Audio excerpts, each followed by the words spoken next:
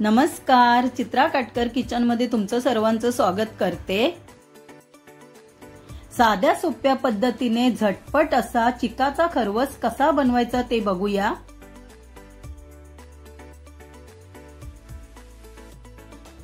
इथे मी अर्धा लिटर गाईचं दूध घेतले, ते उकळून कोमट करून घेतले। इथे मी 1 वाटी गावठी गूळ घेतले। हे 1 वाटी म्हणजे 200 ग्राम गूळ आहे।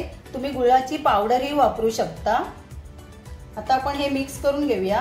हे मी बारीक चिरून घेतलेलं।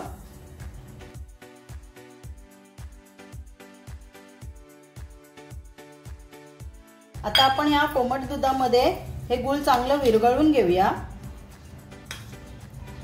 गुळाऐवजी तुम्ही साखरही वापरू शकता, पण गूळ पौष्टिक असतं म्हणून मी गूळ घेतलंय।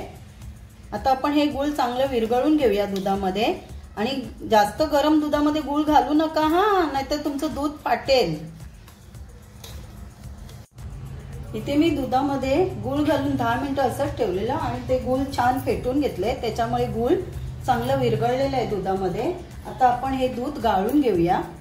गुळामध्ये कधी कचरा पण असतो म्हणून आपण गाळून घेऊया।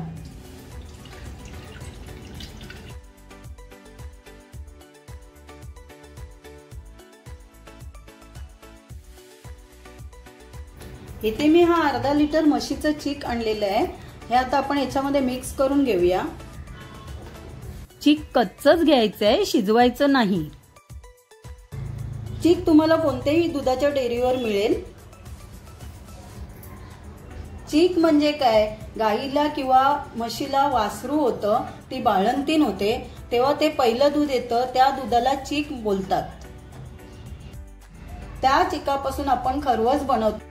आता हे दूध आपण चांगलं मिक्स करून घेतलंय।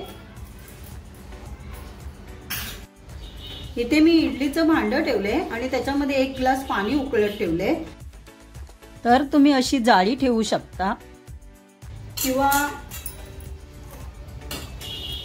मी आता हे इडलीचं झाकण आहे ते असं उपडी घालणार आहे।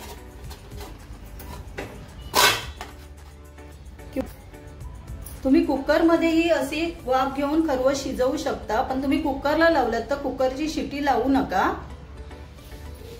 आपलं हे इडलीचं भांडं गरम झालंय म्हणून मी त्याच्यामध्ये हा डबा ठेवलाय। त्याच्यामध्ये आता आपण हे मिक्स करून घेतलेलं दूध ओतून घेऊया।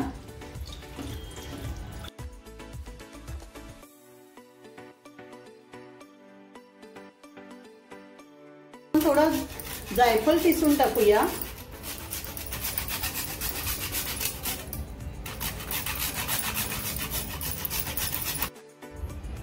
इथे आपण 2-4 केशरच्या काड्या टाकूया आणि दूध मिक्स करताना तुम्ही वेलची पावडर ही टाकू शकता, मी नाही टाकले। केशरला छान पिवळा रंग येतो आणि खरवस दिसायलाही छान दिसतो। इथे आता आपण झाकण ठेवूया आणि 20 मिनिटं आपण वाफेवर शिजवून घेऊया।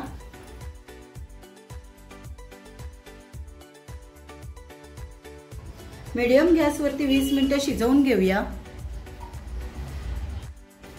इथे आपली 20 मिनिटं झालेली आहेत। आता आपण गॅस बंद केले, झाकण उघडून बघूया।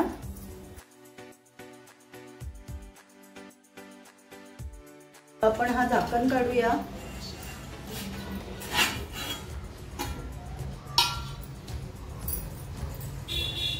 आपल्या खरवसला छान रंग आलेला आहे।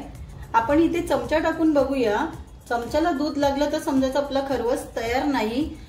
चमच्याला कुठेही दूध लागलेलं नाही म्हणजे आपला खरवस तयार आहे।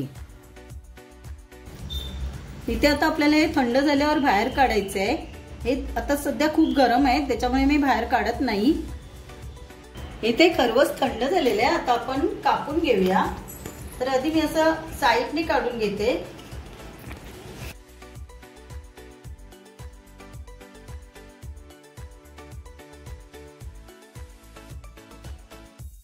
असे मी छोटे छोटे पीस करून घेते।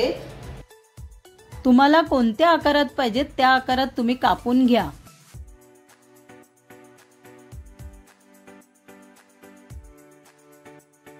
अशा प्रकारे तोंडात विरघळणारा मलईदार खरवस अस्सल मराठमोळ्या पद्धतीने तयार आहे। एकदा तरी हा मस्त असा खरवस तुम्ही ट्राय केलाय का? नाही तर आजच बनवून बघा आणि आमच्या व्हिडिओला लाईक करायला आणि चॅनलला सबस्क्राईब करायला विसरू नका। धन्यवाद।